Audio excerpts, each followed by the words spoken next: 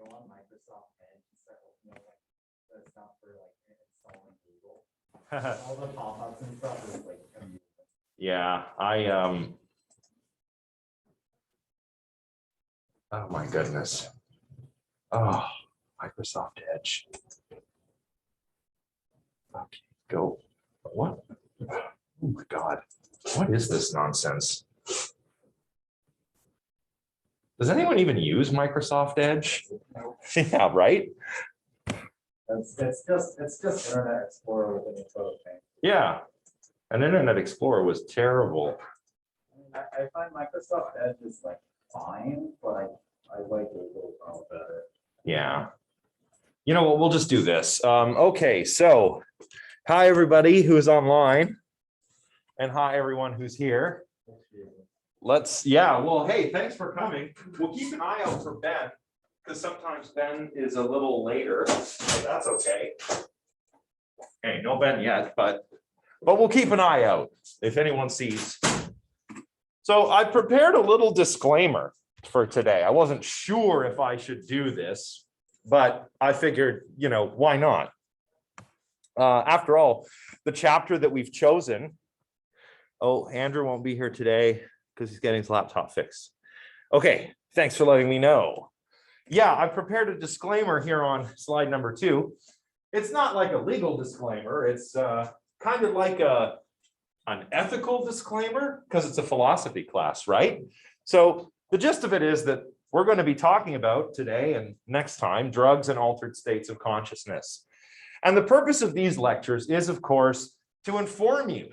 I want to inform you about the effects of these various substances on human consciousness and to discuss in a safe space what altered states of consciousness can teach us about consciousness in general. What I mean by a safe space is that, don't feel like you have to share or not share any experiences you want to mention. Nobody's under any pressure to be like, tell me all the drugs you've done. Like, that's not what this is. This is just to inform you. And if you have a cool anecdote or not, whatever. Humans have consumed mind-altering substances for millennia. We know this. We can trace like alcohol back to before we have records of living. Yeah, that's right. I mean, there are some theories that the Mesopotamians settled down there in the Fertile Crescent to brew beer, right? So that's true. And there's a number of different hypotheses to this effect, which we'll get to. Personally, I prefer the point at which the Ethiopians discovered coffee, but Speaking of coffee, that's my drug right now. I'm on drugs now. Caffeine. Yeah, Zoe says the stone date theory says humans became humans because of mushrooms. Well, we'll talk about that. We'll talk about that because that's Terence McKenna, and Terence McKenna is, well, he's like pretty speculative. Some of the things he writes is weird, but we'll get to that. But we know we've consumed mind-altering substances for millennia. But that being said, I'm not endorsing the use of any drugs, but I'm not admonishing the use of them either. We'll talk about why in a moment. But, basically, I'm just letting you all know that the views I'm presenting here reflect my thinking and Blackmore's thinking. And, I know this last sentence, the views presented here are my own and those of Blackmore 2010, but I encourage everyone to respect the law and their physical and mental health when it comes to drugs. I know that people in university are at that age, right? What did Chef from South Park say? No one, you might be, maybe I'm too young. I've seen South Park. Yeah. I couldn't quote it. There's a time and a place for everything, and it's called college. So, I know that you're at that point in your life where you want to learn about this kind of thing, either in a classroom setting or perhaps even by, exploring it yourself, by being a psychonaut, if you like, and exploring the mind. But I'm not here to tell you to do or not do anything. Just saying. Whatever you do, you should always respect local laws. You should be very respectful of your own health, and we'll get into why. There are some substances that are probably not that bad, and some that are absolutely terrible that you should never touch. So anyway, to that end, we got this word drugs. Blackmore uses the word drugs as opposed to, something like mind-altering substances, right? It can have a number of different connotations, right? As medicine, drugs as medicine arguably has a positive connotation, mostly. I mean, if I say, I've got to go to the drugstore, get some cough syrup, no big deal. Maybe I've got COVID or something and I'm just looking for a little relief, right? No big deal. But even then you've even got medicines like OxyContin, which you'd be like, oh, that's probably a terrible medicine. That caused the or contributed greatly to the opioid crisis, depending on who you ask, It was marketed by the pharmaceutical company as a non-addictive drug, right? Like what? No, it's super addictive. And if you're talking drugs as in illegal drugs, I mean, that could have negative connotations, right? Katie says, everyone says send the hardest drug you've done in the chat with a silly googly face. That's funny. You don't have to do that actually, but hey, Black Irish coffee. That's with Irish whiskey, isn't it? Or I don't know. I just remember. Oh, Ben's here. Okay.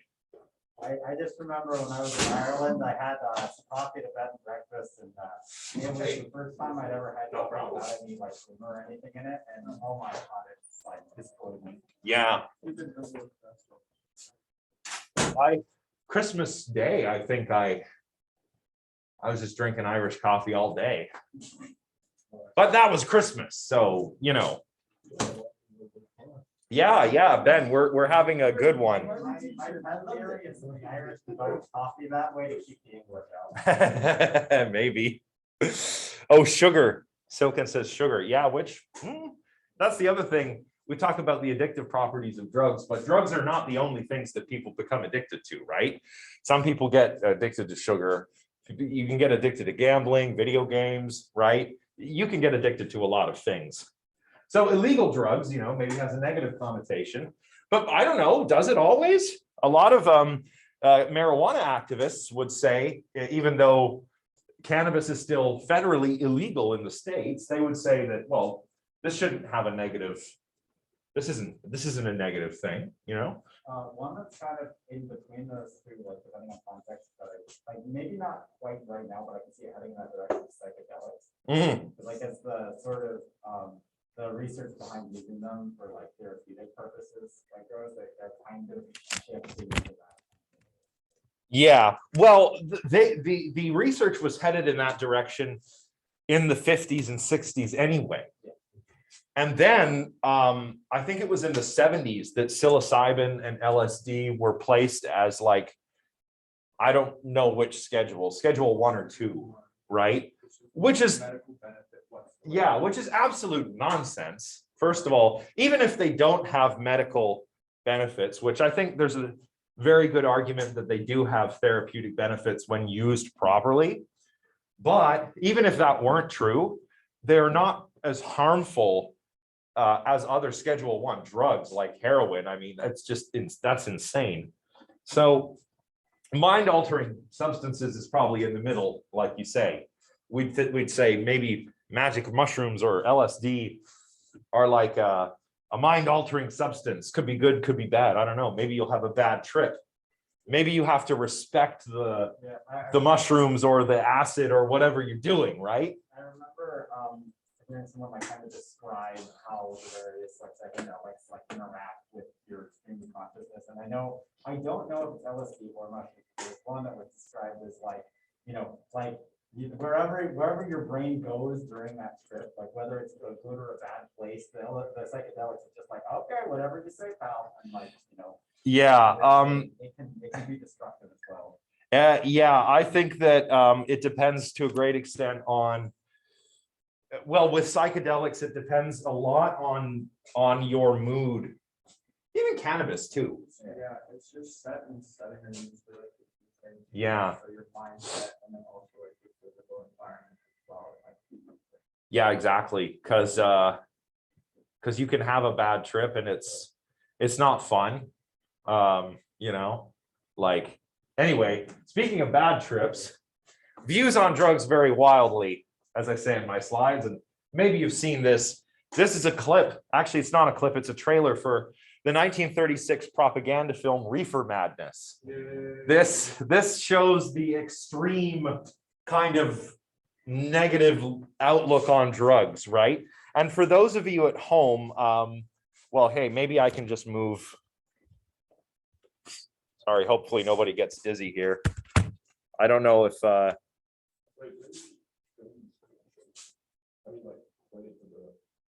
oh no, because it's not on there, it's on here. Oh yeah, that's where the bright space is on the laptop. So I don't know how well people will be able to see this at home. If you can't see it very well, you know, I've got the links there so you can watch it later. Oh, the lights like yeah, like I don't know how these work. Oh, there we go. In my high school, the lights would have a dim setting, and if you hit it just right, like right on the edge of dimness to being off, they would all like flicker simultaneously, but out of sync with each other. Yeah. It's very epilepsy. Little creepy, yeah. Okay, so this is the trailer for Reefer Madness, and if you're looking for something to do on 420, yeah, well, the hill's fun, but it's always a classic. Watch the whole movie. It's pretty crazy. You'll get the idea here. Here we go. These high school boys and girls are having a hop at the local soda fountain.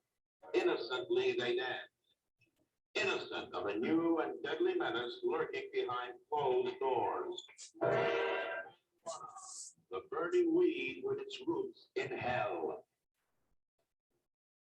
In this film, you will see the ease with which this vicious plant can be grown in your neighbor's yard, rolled into harmless-looking cigarettes. I just have to stop. Harmless cigarettes.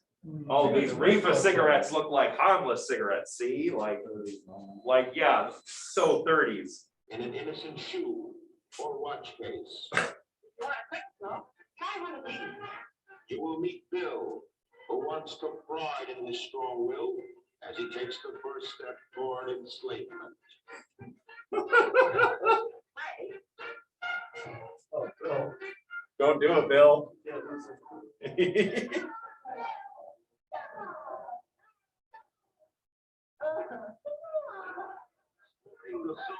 I mean, cannabis makes you giggle, but not like psychopath laughing like this guy.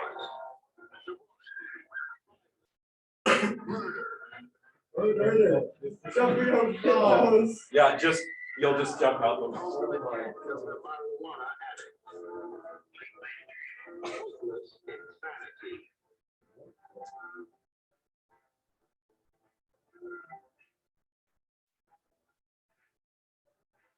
See this important film now, before it is too late. Oh, so Mr. Film Producer, what did you do to get the actors to simulate being on marijuana? Oh, we gave them cocaine. Yeah. You know, I think in the 30s, cocaine was definitely still legal in some places. In fact, during the Second World War, there was a drug called Pervitin. Oh yeah. Which the Germans took. The soldiers would take it during the Blitzkrieg and all of this, and you know, they were up for hours. It was like a miracle drug, a wonder drug. Pervitin is crystal meth. Oh yeah, and the British were just doing speed. Yeah, all of these you could go to the pharmacy. You could go and get energy tablets, you know, from the pharmacy. Yeah, it's going to be blurry at home, guys. So sorry if you need to rewatch it later. That's okay. The next one is real quick. This is a classic. Let's see, have I copied and pasted it? It's a classic. Is there anyone out there who still isn't clear about what doing drugs does? Okay, last time, This is your brain. This is drugs. Classic, right?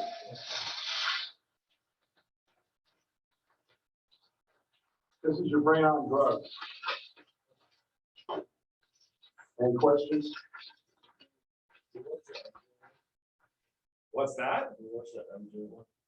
There was a Michael Jackson one? No. Michael Jordan. Oh, stop. Get some help. Yeah, yeah. Maybe we'll find it after. Yeah.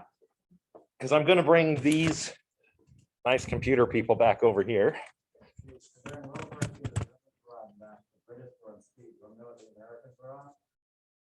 Straight meals and 2,000 calories a day. Yeah, it's funny, you know, because in America you had prohibition for a while in the early 20th century. And, you know, that's why, I mean, to this day, yeah, there are, oh, sorry, just a few questions in the chat. Yeah, in the chat, yes, there are links on the slides, so you can go and find these videos. And Katie, isn't your memory messed up for a bit after you do weed? It can be. I would say it's, we'll talk about this in more detail later, but yeah, cannabis can affect working memory. So if you've used cannabis, you might have had it happen to you where, you know, you're like, oh, what was I just talking about? You know, like one of those moments. That's because it affects the working memory, but not semantic or episodic memory. So we'll talk about this shortly. So some people say that drugs are not inherently bad, right? I think Mr. Egg Guy would say, oh, drugs are bad. Look what they do to your brain. Even though, I don't know, if I was smoking weed and I saw that commercial, I think it would make me hungry, you know, because I mean, that just looks, ooh, yummy egg. Yeah. It's true. It's true. It's because we have something called an endocannabinoid system. And it's a system that does lots of different things. One of the things it does is help regulate appetite. Another thing it does is help regulate sleep cycles. And when we smoke cannabis, the cannabinoids like THC and cannabidiol, they work on the same receptor sites in our endocannabinoid system. And so they can kind of make you feel hungry. That's what they call the munchies, right? So, but getting back to, you know, like what we just saw, they present, you know, in Reefer Madness or you know, one of those drug-free America commercials, they present drugs are inherently bad. They present them as inherently bad, but there are some who believe that drugs are not inherently bad. There are just good and bad ways to use them. But I think, as with most things, the truth is somewhere between these two extremes. You know, all drugs are bad, never do drugs, versus drugs are fine. Well, I mean, some drugs are not fine, right? But some drugs are probably okay. They're probably mostly okay. Like, if we're talking mind-altering substances, as you mentioned earlier, I think we can include psychedelic drugs and probably cannabis, but we need to remember that there are still risks associated with their use. For example, if you have a family history of mental illness, like schizophrenia or psychosis, you probably shouldn't smoke weed, because cannabis can actually, if you have the wrong genetic sort of background and you overuse it, it can actually lead to a sort of psychosis. There's a really great CBC Nature of Things documentary about this called Dying to Get High. And the reason why this happens, it's not just the genetics, the genetic risk factors, it's also the fact that your brains, all of your brains are still developing. You know, probably they won't finish till you're like 25. So if you introduce drugs while your brain is still developing, you could mess up your brain's development, right? So there are risks. Same with psychedelics. Psychedelics are probably fine. We know that psychedelics are not addictive. People, I mean, cannabis is like a minor psychedelic. It used to be considered a depressant, but it's not really. It works more like a psychedelic. But it can be habit forming. You know, in the DSM, you will find cannabis use disorder for people that smoke too much, right? Psychedelic drugs, same thing. If you've got a history of mental illness in your family, you probably want to stay away from psychedelics. If you yourself are mentally ill, you know, if you have something like, again, psychosis, schizophrenia, or one of those schizotypal sort of mental illnesses, you'll probably want to stay away from them. Although therapeutically, maybe we can use them for PTSD and stuff like that. Some drugs are, of course, way more dangerous than we typically think. Like alcohol. Alcohol is the #1 killer. Like out of all drugs, I had a moral psychology class where I was trying to get moral heuristics going. Like, just tell me what's the worst drug based on what, you know, your gut. People would say things like cocaine or heroin, and I'm like, well, if you go by the numbers, it's way alcohol. It's so accessible. Yep. And it yeah, and it hey, and it causes cancer.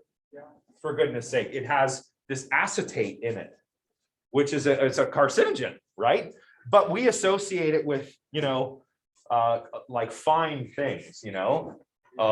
Alcohol's for everybody. Whether you're like a blue collar worker who wants to have a beer after a shift at the plant, or you're, you know, like somebody who's like maybe very fancy and likes the fine wine with a gourmet meal or a glass of scotch, you know, it's like, oh, alcohol's fine.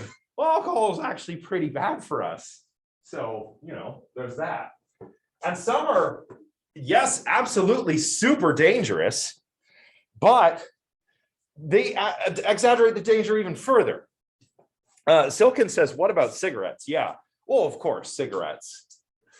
It used to be, even up until the 50s, I mean, you'd see ads in magazines to the effect of like, you know, I don't know, 4 out of 5 doctors smoke Camels, you know? Go look that up, it's a real ad. I saw an ad that was back when like cigarettes couldn't say that they were healthy.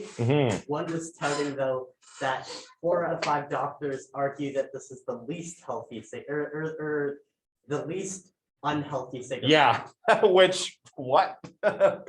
Or even when I was a kid, I remember, you know, there are like light cigarettes.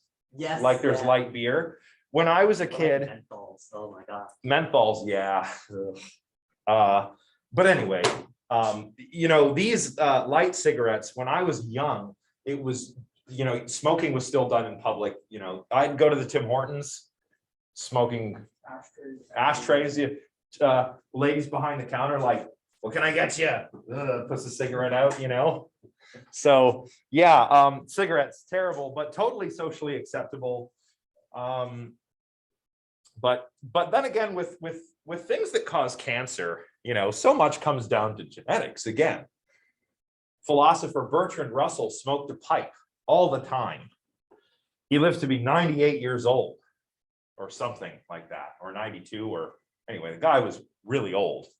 He even credited pipe smoking with saving his life because he was sitting in the smoking section of an airplane and the airplane crashed and the smoking section people lived. So I mean, okay, Bertrand Russell, that's a bit of a stretch, but what about vapes? Well, you know, I vape myself. This is my device. And that's because I used to smoke, which I'll tell you was the stupidest thing I've ever done, right? So don't smoke. So vaping, I think, is again, I'm not a medical doctor, but the you know, the active ingredient is the same as nicotine, same as cigarettes, it's nicotine. So I use it as a harm reduction tool. I don't think that, you know, you should just start vaping. You know, some kids were doing that a few years ago when Juul was blowing up. High school kids just vaping, and sometimes they think they were getting just fruit flavors and stuff, but there was actually some nicotine in there. There were like counterfeit vape cartridges that were being imported from China that contained vitamin E acetate, which essentially coated their lungs and they drowned in their own lung juice. you know, gross, terrible. So vapes, again, if used properly and safely, I think they could be a harm reduction tool. But I don't think you should be like, oh, I'm just gonna take up vaping recreationally. Vaping is gonna be my new defining personality. Yeah, yeah, like definitely don't do that. Also think like, you know, like, I never understood like drinking and like smoking weed, it's like an experience, but with like vaping, I just never liked it, because it's just like. You Yeah. Get really hyper. And Ye- like, I don't know, it doesn't make you feel good. Like, Yeah. I think over time, it's like, it does get used to it, but like, I'm not sure. I think it's because, That's like all nicotine, that's the exact same thing that Yeah. cigarettes do, and Yeah. so cigarettes aren't even enjoyable, it's just like, oh, I feel jittery and anxious. well, I mean, I don't know. I mean, I have to admit that if I was out, you know, with friends at the pub, it was nice to have a cigarette after Oh, no, having a yeah. couple beers. But the problem is, the next day, I'm like, what am I gonna do with all these cigarettes? Guess I'll smoke them. And then, you know, it was all downhill from there. So anyway, so some drugs are super dangerous, and then we exaggerate the danger even more, like fentanyl. Fentanyl is an artificial opioid. It's something like 100 times more powerful than morphine, right? We use fentanyl as an analgesic when people are undergoing surgery. We use it for, you know, maybe really big animals. We use it for people who are terminally ill, like if you have pain from terminal cancer. Fentanyl is super dangerous because it's actually very quickly acting, right? If you take fentanyl, the effects can be for a few hours, maybe an hour or two, compared to heroin, where the effects are stretched way longer out over time, right? So there's always a danger of overdose too, because fentanyl appears in illegal street drugs that you might think are something else. You know, you might think you're buying an Oxy and it's actually got fentanyl in it, but it's not mixed evenly. So you take some of that and you've taken a lethal dose of fentanyl, right? But we still exaggerate. You can actually check out the latest episode of Last Week Tonight with John Oliver, had an interesting piece on this. I haven't gotten a VPN yet, so I can't catch up on that show. Oh, no? It's so good, yeah. So you know, he talks about fentanyl, and I didn't realize, I believed this, but there's the portrayal of fentanyl is so dangerous that if you even get like a little on your skin, you could die, right? Yeah, even I was reading the newspaper a few years ago when the opioid crisis was really ramping up. And I think it was from the Gatineau police. They were saying like, oh, we did a drug raid and we had to go in with our Tyvek suits on, because, you know, those big suits that you tape shut, looks like it's made out of the stuff you put on the side of a house. They're like, we had to go in there because if you breathe a little bit, you die. And this is actually not true. Right, this is kind of a myth that's been perpetrated or perpetuated in, you know, like police procedurals, medical dramas. Fentanyl is super dangerous, but you don't have to worry. Like if you see somebody overdosing and you're going to like try and help them, you don't have to worry that you're going to get some on you and die. Right, it doesn't work that way. So Fentanyl poisoning. That was a big problem. Yeah. Like a lot of, like it was like a big crisis, a lot of people died. Yeah, and here too. Oh, yeah, okay, yeah. I'm from Burlington, so yeah, I used to work in Hamilton. Yeah, that was, it was a really big issue there. Even here, if you're downtown, if you're in Lower Town, like I used to work at a Tim Hortons down there, kind of throughout grad school, and like I've seen overdoses happen, and yeah, I wouldn't wish that on my worst enemy. You know, it's terrible. And even up in my hometown of North Bay, it's even up there. You think quiet little North Bay, but actually there's the opioid thing has even made it all the way up there, and it really sucks, you know. Some drugs are just plain bad. I don't think anyone could make an argument that something like bath salts have a good application. right? Like sniffing glue is. Yeah, sniffing glue or huffing paint. Only the purple ones are Whippets. bad for you. Yeah, whippets. People do whippets. They take that Oh, compressed air. Whippets Yeah. are just bad for you. Like the high you feel is actually you getting injured. Yeah. But it's used in medical, nitrous oxide, used in medical. Yeah, if you go to the dentist, you might get some nitrous oxide. It's called laughing gas. Yeah. There's also, there's also stuff like, you see it like, already a lot, like, lean is a big one. Mhm. Didn't you mention that? Yeah, so that sounds awful, Yeah. first of all. Yeah, like cough syrup. I don't want anything to taste like cough syrup. Well, like- no, that's what Jolly Ranchers. Jolly Ranchers and Sprite, that's why Yeah. you mixed it. But I don't want anything to taste like Sprite either. You know. Like a rapper, and a lot of people were actually dying because of it. Yeah, because I mean, I would imagine you must be getting some kind of weird interactions. What are the that's jelly part of- ranchers that's- have? I feel like that- that's just choking. Yeah, the two things you're putting in it actually do change the effect of the cough syrup, where it Yeah. normally would not be as severe by itself, Yeah, but the stuff you're adding to it is part of the. terrible idea. And that's the other thing, not just about party drinks and stuff like that, but street drugs. I mean, like bath salts, you know, you don't know what you're consuming, right? You might think like, oh, I scored a little bit of whatever, right? But you don't know what's in there. Like street drugs are cut with stuff that's bad for you, you know? So you probably shouldn't do them. And if you would like to stop, if you're using drugs and you'd like to stop, we do have Carleton University's health and counseling services, right? So if there's anybody, like, I know this is a thing that happens to undergrads. I've seen it happen to, you know, people, they get, even with something that seems as benign, well, depends who you ask, but even something like cannabis, you know, I've seen take people down.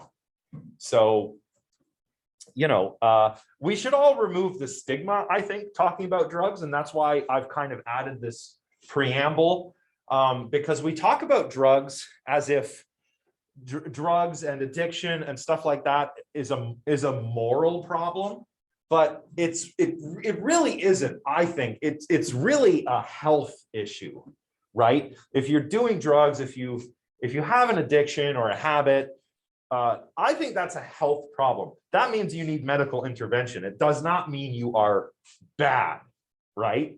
And that's something we still need to change. And since this is a philosophy class, I just have to talk about Socrates a little bit. Yeah, well, Ben and Zoe, you were both in Minds and Machines. Yeah. So you'll probably remember this, but in my Minds and Machines class, we actually started out by talking about some early dialogues from Socrates. Plato writes these dialogues where Socrates is a character, right? And in this one, the Phaedo, it details the last hours of Socrates' life. See, Socrates was sentenced to die, right? Everybody know the story? Yeah, he was upsetting some important people in Athens by asking questions, and he was accused of corrupting the youth and of impiety, so not believing in the city gods. What's that? Like the whole like impiety argument is been like Yeah. used constantly throughout history. Oh, totally. Especially by religious people against other religious people. Yeah. Like if you look at the history of the Catholic Church, it's nuts.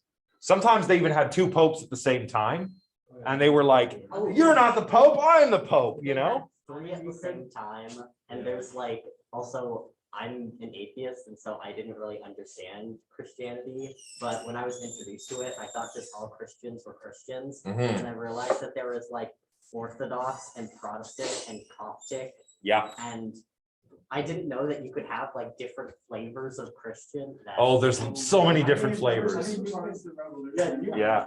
Well, you could make the argument that the Protestant Revolution happened because some monk in Germany accused the Catholic Church of not being pious. Exactly. Well, yeah. Martin Luther was like, "What are you guys doing selling indulgences?" Right? The Catholic Church would sell indulgences. All right, yeah, the third Yeah. one to say Martin Luther.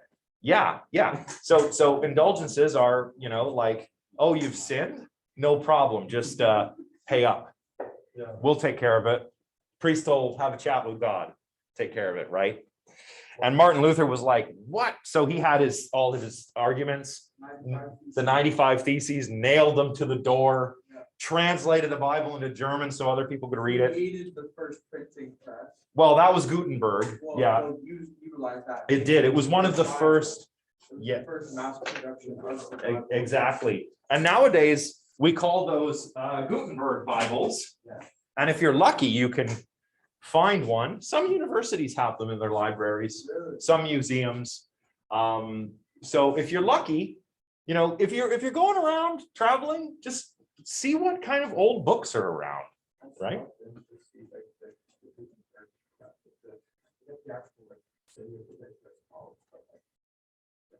Yeah, cool. That's awesome. Yeah, I would like to see it in person. One of the books or one of the presses, but one day. But anyway, to get back to Socrates, right? He was corrupting the youth, allegedly, being impious, allegedly. He was sentenced to die by a jury of 501 of his fellow Athenians. So in the Phaedo, he's talking with his friends. Phaedo, Phaedrus, Crito, they're all there. And Socrates is explaining why he's not afraid to die.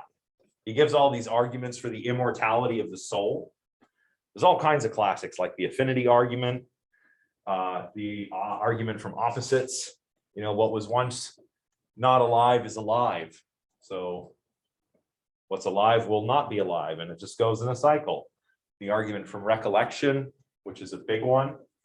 That's actually where we get Socrates and Plato's theory of innate knowledge. So anyway, he's saying, I'm not afraid to die. He's going to be able to actually do true philosophy when he's dead, because he won't have this body and all of its desires and all these worldly distractions. He'll be in the world of ultimate reality, of the pure forms, and he'll be able to just be like doing like the best philosophy ever. And if he's wrong about that, he just won't exist anymore. So either way, he wins. Yeah. So Socrates wins. So he says philosophers should not fear death. Philosophers should welcome death. Doing philosophy is preparing to die, right? And he's sentenced to die by drinking hemlock. Hemlock is a poison that causes this ascending paralysis until eventually it reaches your heart and lungs and you just kind of die, right? So he has to drink this, and he calls it a pharmakon. Here it is in Greek. See if you're curious what it looks like. But pharmakon has many meanings. I guess I should go back over here so that the people online can hear me. So pharmakon has a lot of meanings. It can mean medicine or like a remedy. It can also mean poison. And it has a third, more obscure meaning, scapegoat. And that removes to the pharmakos, or refers to the pharmakos, which is actually an ancient religious ritual where a human scapegoat would be sacrificed. Normally you'd sacrifice a goat. That's where the word scapegoat comes from, right? We sacrifice a goat to the gods, and hopefully the gods are receptive to what we're asking. But sometimes this was done with humans, right? Probably not in Socrates' day, probably centuries before that, but there's a third meaning. So he's preparing to drink the poison, and he calls it the pharmakon, which you think like, oh, okay, I have to drink the poison now, poison, blah, blah, blah, poison. But his last words are, Crito, we owe a cock to Asclepius. Pay the debt and do not forget it. So is Socrates saying pharmakon is in poison? No, he's not. He's using pharmakon as in medicine. Asclepius, you see, is the Greek god of medicine and healing. So Socrates is actually being cured of the ails of life when he drinks the poison. So he drinks the pharmakon, he drinks the medicine, which cures him of the worries of life. So now he's got to make a sacrifice to the god of medicine and healing because he's been healed. Now he's going to go and do philosophy, right? I like that. I don't know. I'm an atheist myself. I don't really believe in an afterlife or anything, but whenever I read this dialogue, I'm like, oh yeah, it kind of tugs on my heartstrings a little bit, I got to admit. So here's where Blackmore actually begins. All this stuff before was by way of preparation for jumping into the chapter. She begins with this nice quote from William James. And William James, man, like, Everywhere. yeah, he's everywhere. What didn't he talk about? William James was great, you know, and I suspect I would have disagreed with him about a lot, but I would have had so much fun talking to him. I think if I could choose one philosopher to hang out with, it might be William James, really, seriously. So he wrote, one conclusion was forced upon my mind at that time, and my impression of its truth has ever since remained unshaken. It is that our normal waking consciousness, rational consciousness as we call it, is but one special type of consciousness. Whilst all about it, parted from it by the filmiest of screens, there lie potential forms of consciousness entirely different. We may go through life without suspecting their existence, but apply the requisite stimulus, and at a touch they are there in all their completeness, definite types of mentality, which probably somewhere have their field of application and adaptation. No account of the universe in its totality can be final, which leaves these other forms of consciousness quite disregarded. How to regard them is the question. So, yeah, we won't explain everything if we don't explain these, but how do we explain them? They're so radically different from normal consciousness, if there is such a thing.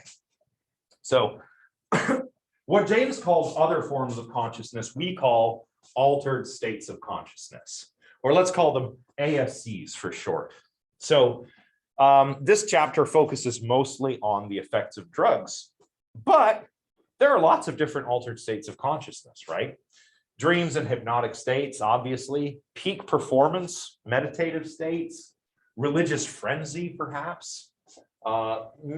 Maybe, I don't know. What are some other ones? I'm like sleepwalking be an altered state. I think when we're sleepwalking, we're usually, Asleep. yeah. So, but I mean, Sleep deprived. yeah, like maybe if you have, I mean, is mental illness an altered state? Well, like disassociation is probably an altered state. Yeah. And disassociation comes from like a lot of mental illness. So Yeah. that would be- Like if you have a fugue state, or if you switch personalities and maybe you have DID and you're another persona for a bit. Yeah. We actually had a high school teacher go into a fugue state.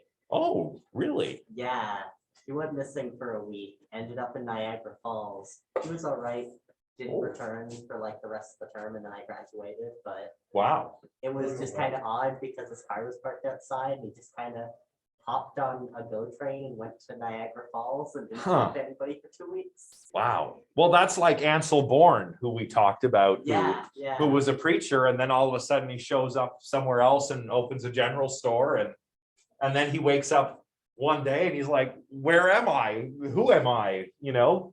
Wow, terrifying. You think you can enter an altered state and like, it's not like a meditative state, but like, if you, sort of the idea of in like, Buddhism, where you like sort of let go. Yeah, I think, Is that an altered state? I don't know. I think that, yeah, like certain meditative states, yeah, hypnosis, like Silken says in the chat, hypnosis for sure, although not everybody is susceptible to hypnotism is the thing, right? What about like a deep cover like Jason Bourne or like the Manchurian Candidate? Or like you have like a trigger phrase. Yeah, well, I think that if that was real, that would count Yeah, as of an course, altered that's very state for fictional. sure. But I don't think that we can program people. I just like the Yeah, Manchurian. It is, but it is, yeah, it's a cool premise, right? In the Manchurian Candidate, it's like, well, it reminds me of the Winter Soldier is maybe Yes, an exactly. example that other people will be more familiar with, you know, Bucky, right? And they say the code word and he becomes a ruthless killing machine. That's a Manchurian Candidate, basically. So I think you could, Ben, just to answer your question, I think you can train to enter certain altered states. lucid dreaming is probably the example I would go to. And I know I said I would tell you a little bit about how to do that. So I might as well do that now. But there are two there are two different major ways, major techniques that I like to use. Keep in mind though, what you have to already be doing is you have to already be recording your dreams, you know, writing them down or dictating them so that you can see what's dreamlike about them. We'll call those dream signs. And then when you see those in your waking experience, you want to start checking whether you're awake, right? You want to read things, try turning off lights, stuff like that. But there's ways that you can enter them. And one is called, let's see, wake induced.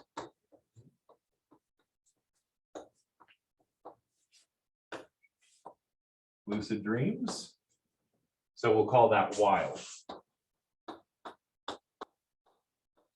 This is where you try and enter into REM sleep from the waking state. And there's a lot of ways people have experimented with doing this. There was one guy I read about who would lie down in bed, you know, just on his back, but then he'd put his hand like above his head to try and get a sense of when he was falling asleep. And he just kind of leave it there like this. Then when he started to fall asleep, his hand would fall down and wake him up so that he could get a sense of how long it took for him to fall asleep.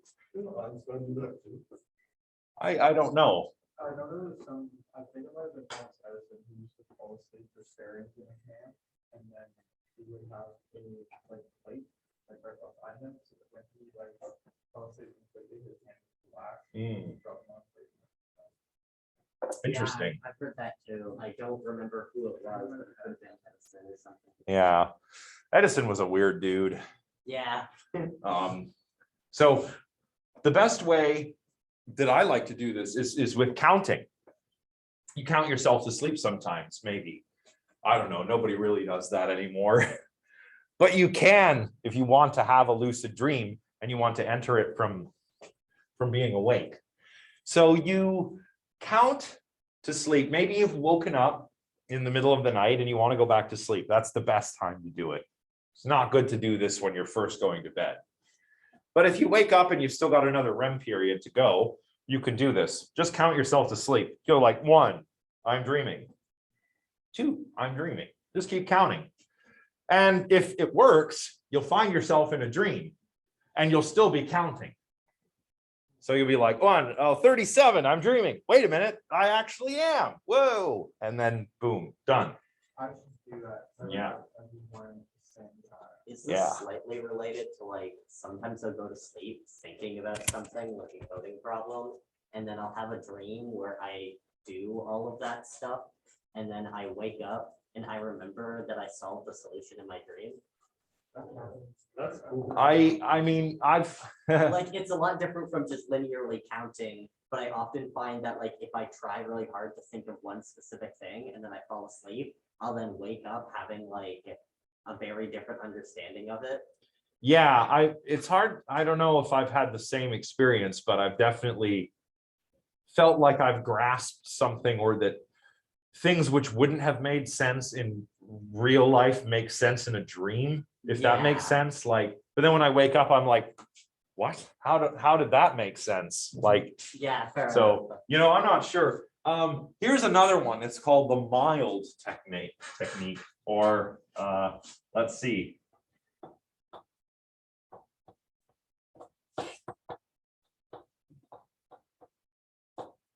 I'll just there.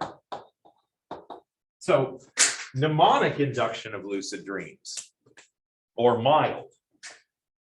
Stephen LaBerge, who we talked about last time, developed this for his PhD research because he needed a way to have a lucid dream reliably when he was in the sleep lab.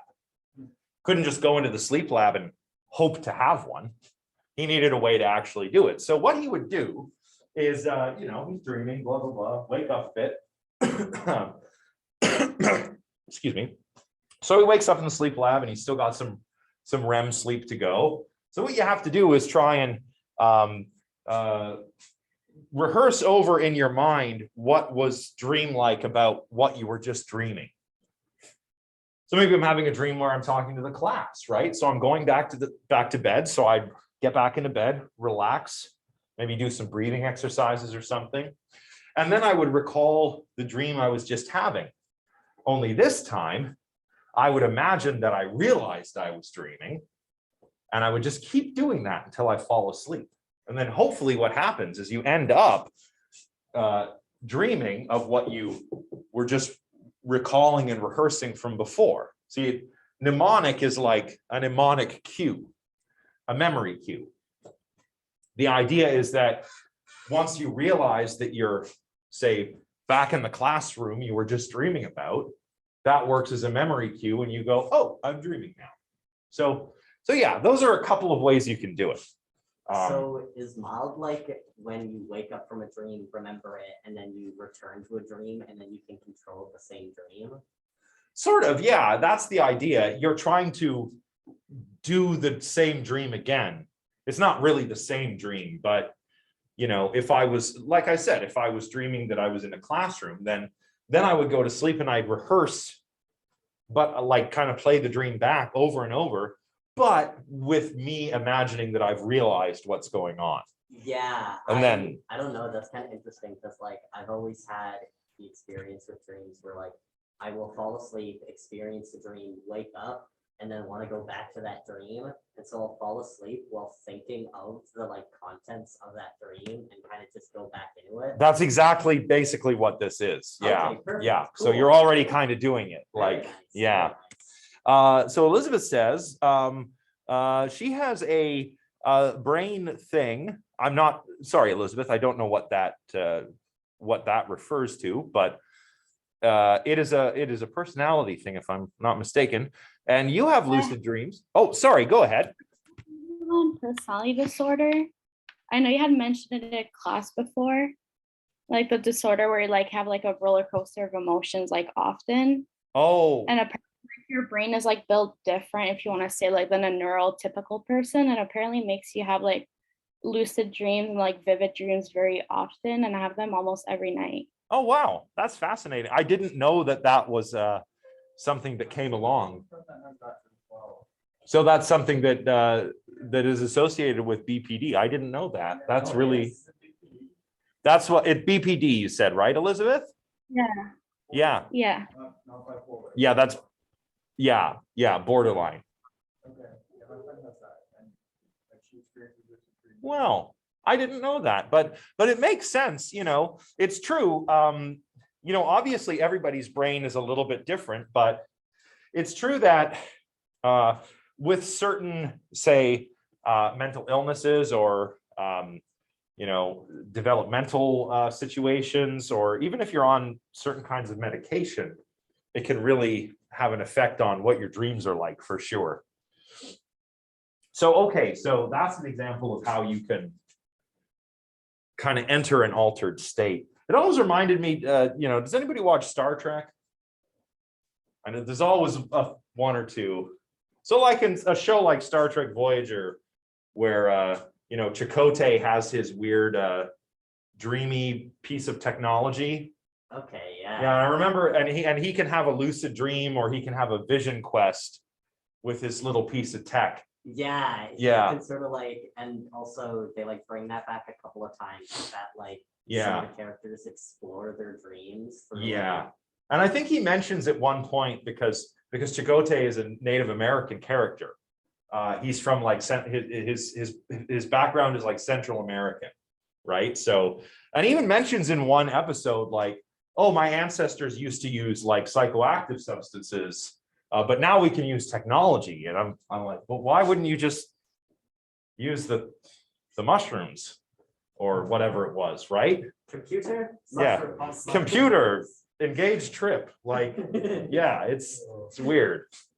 So yeah.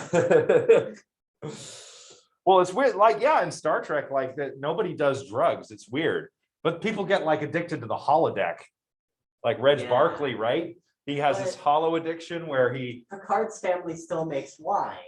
Yeah. Like I know a couple of friends who have a couple thousand hours in VR chat, so like, Yeah. it's not. yeah, fair enough. yeah. Yeah, but you know, it just goes to show that you can get addicted to many things beyond mind-altering substances, right? So, I mean, gambling, I think, is the biggest one, but video games are kind of like casinos, right? You know, the noises, the lights, get that dopamine going. Civilization, just one more turn and then it's 6 a.m. Yeah. So I feel called out right now. it's all good. I mean, I've been there. Man, I was just thinking how I haven't played any video games in a bit. I'll have to fix that once the term is over. I was playing, this is a way digression, but I was working on Mass Effect Legendary Edition. Yeah, so good. That's like probably my favorite game series. So good. Yeah, Mass Effect 2, like the suicide mission. Oh, such a good game. But anyway, so drugs. There are lots of altered states of consciousness. All of them are different from normal consciousness, but they're also different from one another, right? And also, normal consciousness is not always the same either, as we'll talk about in a moment. So how do we define altered states? Could we define them in terms of subjective experiences, how they make us feel, how they change our experiences? Or should we try and define them in terms of objective measures? You know, like changes in physiology or changes in brain activity or changes in behavior? Or should we categorize altered states of consciousness based on the substances that cause them? I don't know. Let's try and iterate through each possibility and see what works. Let's start with objective definitions. So maybe we can, you know, define them in terms of how they're caused. That's objective, like patient took too much weed brownies and now he thinks time has stopped, right? That went viral a long time ago. You should look it up. Oh, the cop. The cop who stole pop brownies. Yeah, From with his wife. Yeah. And then got super high and then called the police station. He's like, I'm dying. Yeah. Yes, I think I'm dead. Time is going by really, really slow. Like, it's hilarious. So yeah, he steals the weed brownies, and him and his girlfriend are like really stoned, and they call 911, and it's great. It's a classic viral clip. It might have been staged, but it was pretty good. It was pretty good. It's like, oh, it was smoking or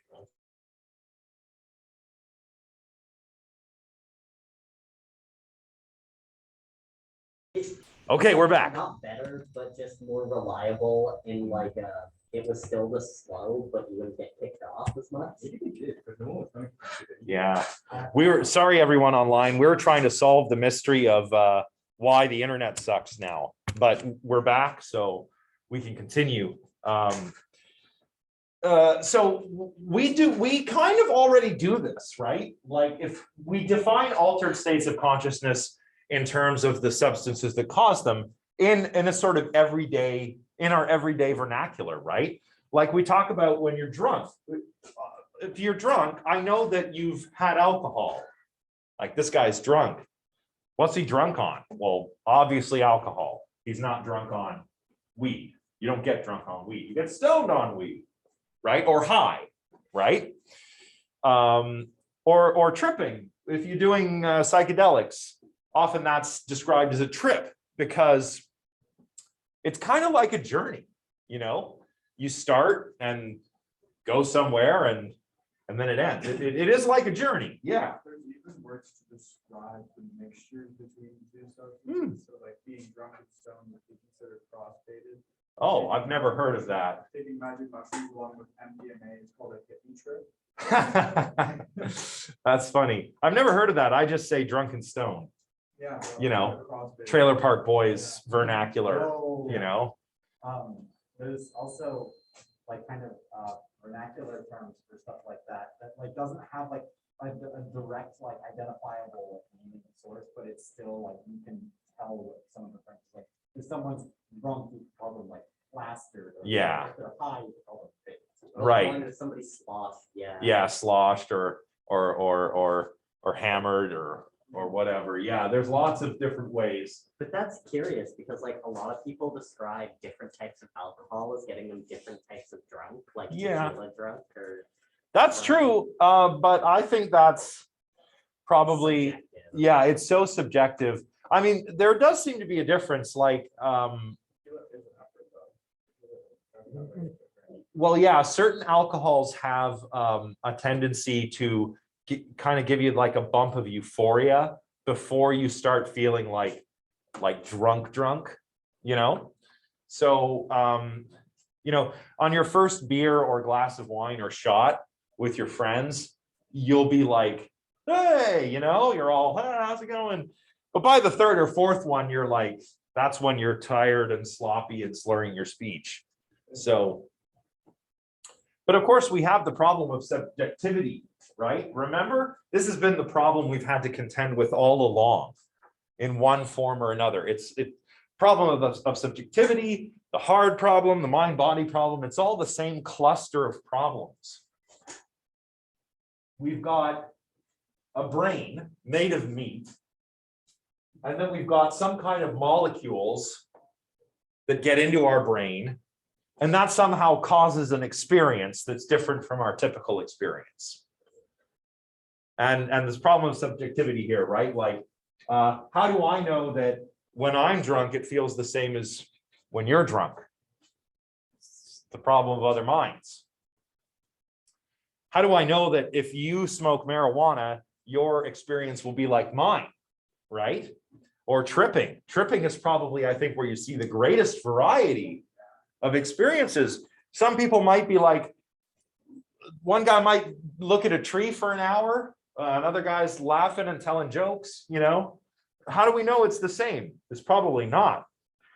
You know, marijuana affects people differently. Some people find it relaxing. Some people find it makes them anxious.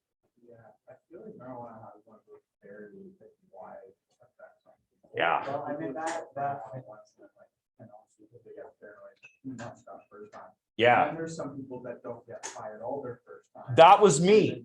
Yeah. Yeah. And then there's so much variety to it. And there's also like variety in like the types of marijuana you smoke as well. Yeah. Go. Yeah. That makes sense though, like, if you go back to what we were saying earlier, that marijuana is kind of similar to like sort of like the psychedelics in that regard. It's like, the effects are more similar to that. Yeah. It would make sense that it would have a similar variety of experience. Yeah. And of course, with psychedelics, major psychedelics more than marijuana, it also depends on your mindset, depends on what you've been doing. It depends on whether you've eaten, for goodness sake. Yeah. Like, So, or do. I mean, if you're, don't go too full either, maybe, because that's definitely. yeah, it really depends. Everyone's different, right? But again, don't do drugs. Yeah, just don't empty your full stomach. So, you know, or how much of the substance do I have to take to reach an altered state of consciousness? I waited until my brain was finishing to develop before I wanted to try drugs, you know, because I was like, you know, I was a pretty nerdy kid, as you know, you could tell. So I wasn't like one of the kids who was like gonna sneak out and smoke some weed, right? But once I was in my early 20s, I was kind of like, you know what? I would sure like to try marijuana now that I'm an adult. So I was at this party and I, you know, it was campfire, just going around. Oh, now's my chance. But I was kind of like, you know, like Elon Musk on Joe Rogan there, just big puff, nothing. Okay, I guess there's nothing here, right? Didn't do anything. And I thought that was really weird. The next time I tried it, way too much. And I was like, I'm never going to do this again. Never. Because I was sitting at the table with a high school friend, my girlfriend at the time, and then a couple of their friends. And I was sitting there just spinning, but not spinning. And there were a few times when I went like, you know, on the table because I felt like I was going to fall out of the chair. And then we went to go get snacks, and I was just like, I felt like when you take your cat to the vet Yeah. in a crate, I was like, this is what my cat feels like, you know? The vending machine dropped a bag of chips and I jumped, so. Yeah. But then third time's the charm. My girlfriend is like, I really want to keep smoking weed. I don't know why she was so into weed. Actually, we're still friends to this day. And she does use medical marijuana for migraines. So interesting. Maybe there was something there, right? And she tells me that it helps a lot. So, but anyway, third time's a charm. You know, everything was very funny, bright and vivid. The opposite of reefer madness. I was like, oh, okay. So you just kind of have to be like in the right mindset and know what you're doing. You don't get drunk alone, right? So. You shouldn't, I mean, don't get drunk alone. Well, don't do anything alone. Do it with people because that's when it's healthy. Yeah.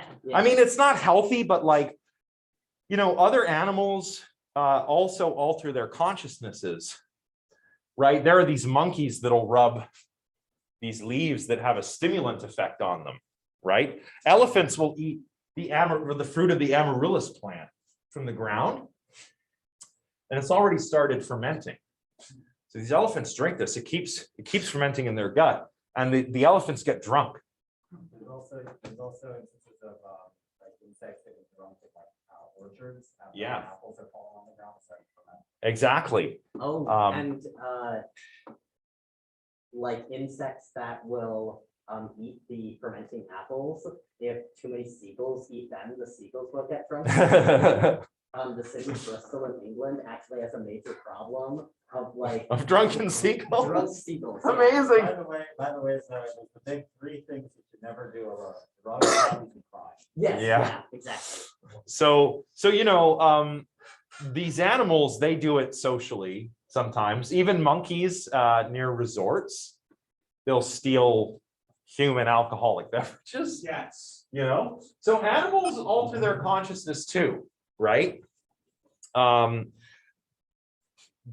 Silken says there's a video of a drunk squirrel and it's cool too. I'm gonna go look for that later. Let's see a drunk squirrel, but yeah.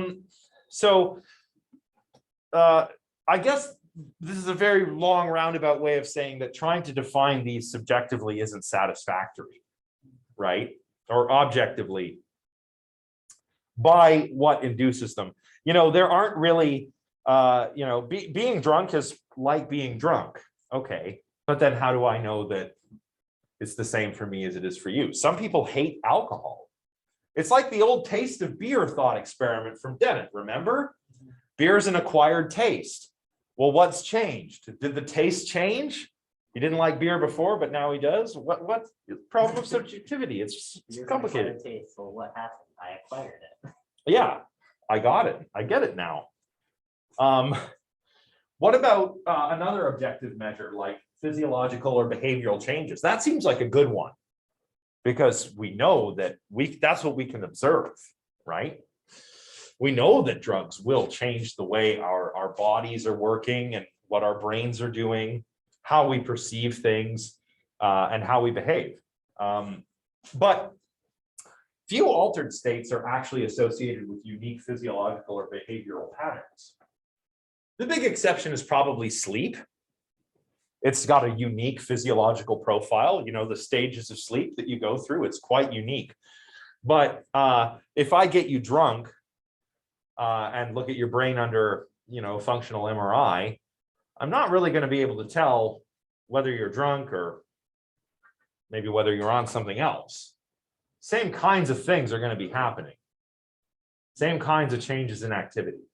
Do you think that's because like the technology? I think so. The only exception that we can make. Sleep is arguably the only exception. You know, we see activity in a brain that's drunk or high, but it's not like we can see what neurotransmitters are being affected. What about LSD? I think if you were to look at those two together, they would look probably very similar. But like Are you talking about like how like the molecules align with our system? Like, I'm talking about the activity we'd see in a functional brain oh, scan. okay, right. Yeah, our tools are not good enough. We don't have the resolution right now to really go and look like this is your brain on LSD versus your brain on mushrooms. Okay. We can't do that. But we do know that the molecules affect things a certain way. We know that. But if I were to look at your brain, if you were like, I took something and I looked at your brain, it's not like I could tell you what you took, right? So plus, you know, drugs affect people differently, like we've been saying. Like I said before, some people relax with cannabis. They'll maybe smoke a joint and play video games, and that's very relaxing. But some people have one puff and they're like, oh, darn it, tonight's the night I get arrested, you know? The neighbors are gonna smell what I've been doing. They'll know I'm stoned. And it depends on, you know, there's many different strains of cannabis with different effects. So that adds another problem. What did you have? Did you have an indica or a sativa or a hybrid, right? I think people tend to describe indica as more relaxing and sativa as more uplifting. Yeah. If you go to the dispensary and you say, I don't know anything, tell me, you know, that's what the bud tender will tell you. When it goes over the fact that the different strains are, you can't actually get the genetic profile of them because it's been crossbred so much. Yeah. So many different strains. And so basically when you're buying a strain, it is somebody who has smoked the weed on, this is what it tastes like. Yeah. This is what it smells like. This is what it smokes like. This is the effect. I know, that yeah. get. And that, and they place them up. And so they have like a scatter plot of all of the different like actual like genetic makeups of them, and then like plot it in a strain. Yeah. It's very. It's a mess. It's very Yeah. good. So like, basically you're smoking on based off the effect. Yeah. When you're Telling telling me me that it's akin to wine tasting. Yeah.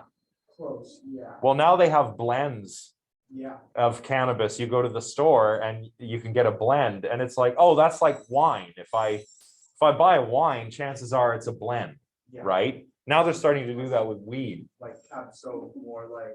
Yeah. Cabso, but like. Yeah, or like a Cab. Cab Merlot is like a blend of Cabernet Sauvignon and Merlot, which is actually quite nice if you're eating pasta or some meat. And then you can have some weed before you eat and make it taste yummy. Katie says indica equals into bed. That's what they told me the first time going, lol. And that's true, yeah. But here's my complaint, just as somebody who's kind of like, you know, a familiar, I'm familiar, we'll say, is that nowadays, the problem is all the legacy strains, where have they gone? A legacy strain, right, was, yeah, like they might be extinct, we don't know, but they're, Like OG Kush or like. yeah, like Canned Kush, when- not- yeah, when cannabis was prohibited and you could only get it on the black market, so I'm told, there were, you know, certain strains like, you know, your blueberry, your OG Kush, your juicy fruit, which were really good. You had other strains too. Those were indica, but you had like the hazes are all sativa strains. So if you know, back in the day, if you were going to buy some cannabis products, you would know if you were getting, you know, a Kush that would be indica, or if you were getting a haze that would be sativa. But now it's like everybody started from zero with legalization, trying to come up with their own interesting strains, and everything's all mixed up. So I can't go in and get some OG Kush or some juicy fruit or some blueberry. I have to get some weird like thing that's not even what it says. Like I've gone in and bought Kush from the store, once it's legal, of course. And it's like, this is cannabis sativa. And I'm like, why on earth is it called Kush? Kush is from the Hindu Kush, where the indica plant evolved. Yeah. It originated in that region. The indica's like a big bush and the sativa's like a small bush. Yeah. And then they crossbred. Well, the them. sativa's tall. Yeah, The sativa was grown in Europe for rope. yeah, It was a hemp plant. and then they crossbred them so that they could get like climate variability. Yeah. And, like more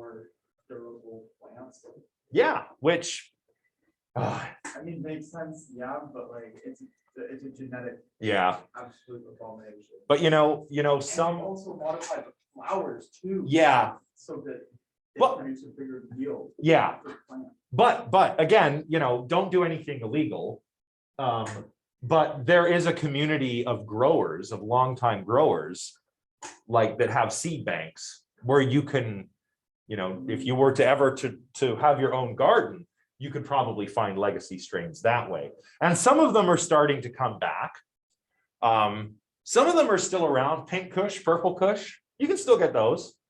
But there's some where I'm like, I can't understand why nobody would have, tried to grow a good version of this legacy strain, because it's guaranteed to be popular. I don't know, it seems weird to me. So, it's about time to wrap it up. So I think we have just 2 more classes. I know, I can't believe we've come this far. So next Wednesday, we'll keep talking about this because we got a lot more to go. Yeah. Oh my God, I had 20 slides. Holy moly. So we'll finish these slides next class, and then we'll finish the chapter for our final class, and we'll have some discussion on what we've learned kind of throughout, like whether we understand consciousness better. We could have a debate real quick, we could do like dualism versus monism or something, or we could what I would really like to do is just kind of go around the room in person and online and just everybody tell me the one thing that's really kind of like, what's your favorite thing that you've learned? So if everybody wants to think about that for our last class, I think that would be fun. The favorite thing we've learned. And I'll try and come up with something too, because, I learn new things all the time when I'm prepping or when I'm even just talking to students. I learn stuff all the time. So yeah, it'd be fun to share. Okay, bye everyone who's online. Bye in-person people. Have a good weekend, everyone. I'm gonna turn the light on. Oh, the lights work. That means we're awake. I don't know. Or maybe we're not. Clocks are another one. Try and look at a clock when you're dreaming. If you can remember, clock's gonna be weird. You're gonna not be able. What the? Upgrade that. You too. Is it wet? Why is it wet? That's what I want to know. And what is it wet with? Oh, you know what? Maybe somebody cleaned recently. I think a custodian must have been in with their cleaning materials, I suppose. Oh well, let's get rid of this and then it's fine. Yeah, I don't know. That's weird. Oh, okay. I got to turn this off too. So thanks.